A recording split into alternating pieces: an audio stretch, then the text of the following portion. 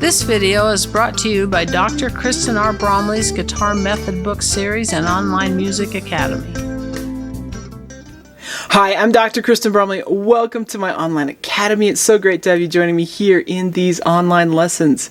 In this video, I'm going to go over another strumming pattern that works really well for 4/4 time that includes a bass note pluck. So that's kind of what we've been working on right now in the lesson series, these strumming patterns that involve bass note pluck. So it's great.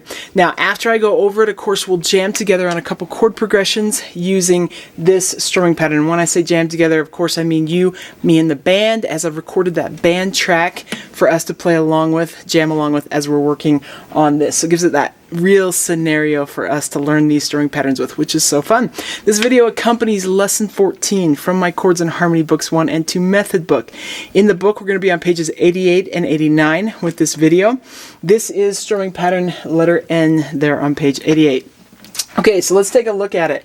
Like I mentioned in the last video, with strumming patterns, there may be some familiar ones that we already play a lot, where you can actually replace a down strum, especially a down strum that happens right on a strong beat, with a bass note pluck. In the last video, we did the bass down, up, down, up, down, up. Nice classic one. With this video, we're going to do this bass down, up, up, down, up. So one of the strumming patterns that we have used the very most in the lesson series, and that perhaps we use as guitarists the very most with playing songs, is the down, down, up, up, down, up. So now all we've got happening by comparison is instead of having a down strum on beat 1, we're going to pluck that bass note. So it's going to be bass, down, up, down, up, bass, down, up, down, up. And I've pointed this out before, but you can practice plucking each of the bass strings of the guitar with muted strings. So the 6th string, the 5th string, and the 4th string. So you can practice, I was just doing that with the 6th string. You can mute those strings, lightly touch those strings with the left hand and go bass, down, up, down, up, bass, down, up, down, up, and just get comfortable with that like that. And then once you've gotten comfortable finding that 6th string, you can do it with the 5th string and go bass, down, up, down, up, same kind of thing. And of course you can work it with the 4th string too, all with muted strings. You could also just do it with open strings if you want to, but you are going to get those strings ringing and you might not like that sound. Okay, once you've done that, of course, it's nice to plug it in with the chords.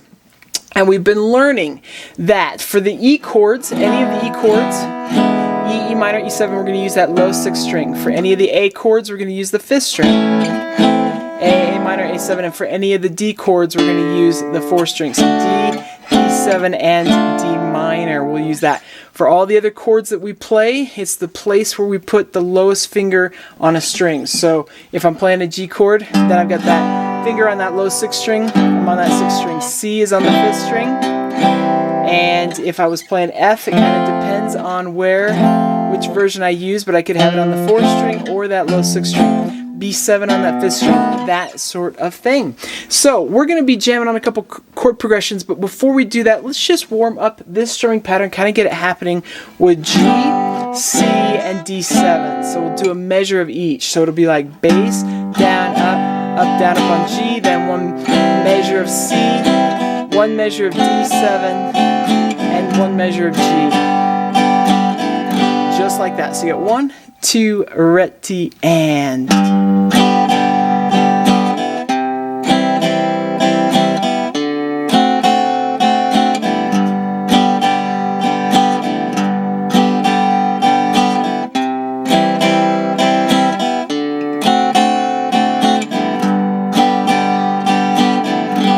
Did that with even 8th notes on those 8th notes there. You could also do it with swung 8th notes. So 1, 2, ready, and.